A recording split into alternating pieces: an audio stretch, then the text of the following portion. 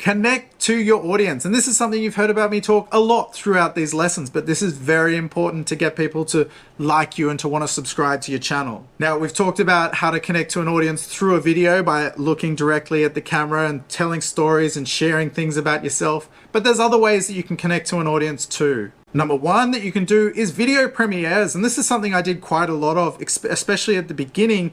So if you don't know what a video premiere is, when your video goes live on YouTube, there's a little chat section, much like a live stream, and you can talk to your audience in there and you can get all your audience engaging with you basically. What this does is not only do they get the chance to speak to you and get to chat to you, they'll often chat to each other and you start to build a community of people, and these people end up becoming your core followers and your most loyal subscribers. Now, do I think this is always a good idea? Not necessarily. I don't do them anymore, but I think they were really good at me for the beginning for building that relationship with the audience. You don't need to do them all the time. You can do it just sometimes, and you can make it a real novelty thing and something for the audience to look forward to. The next one is live streams, and this is a really great way to connect with your audience. You can do Q&A type live streams where basically they'll sit down and talk to you and you can just respond to all the questions. And I do these quite frequently. I still do them frequently because not only are they a great way to make money, but they are a great way to communicate with your audience.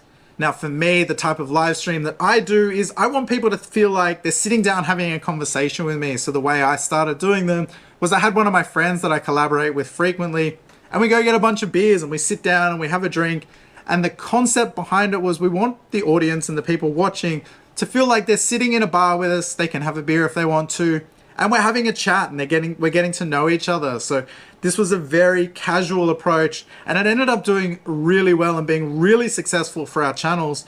People would donate great amounts of money. People would do funny things, send us money and we want to see you scull a beer, or we want to see you do a shoey. If you don't know what a shoey is, look that up. But creating these experiences with a live audience watching really connects them to you, and they get to see a real unfiltered version of you. And this really helps establish that relationship and makes them want to come back to watch more of your videos. So the way I do that, we do it in here. This is my studio basically, and we'll sit down, have a computer that we can read the comments from and just be chatting to the camera, to the audience. And it's just a great time. I really recommend doing them.